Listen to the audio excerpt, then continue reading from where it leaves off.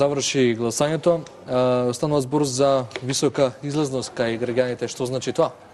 Добро. Граѓаните се веќе колку 2 години под една силна пресија, под една силна тензија и едноставно очекувана беше високата излезност, значи сите ја очекувавме.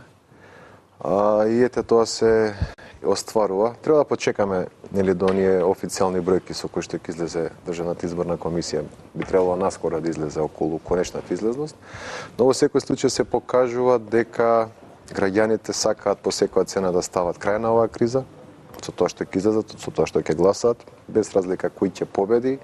Едноставно, главната задача на победникот ќе биде да ја смири ситуацијата, да ја намали тензијата, да се разрешат оние отворени прашања кои што се. Исто така тој што ќе изгуби ќе треба да го признае поразот и едноставно да работи на враќање на состојбата во Македонија во нормална, бидејќи ние не сме во нормална состојба веќе 2 години.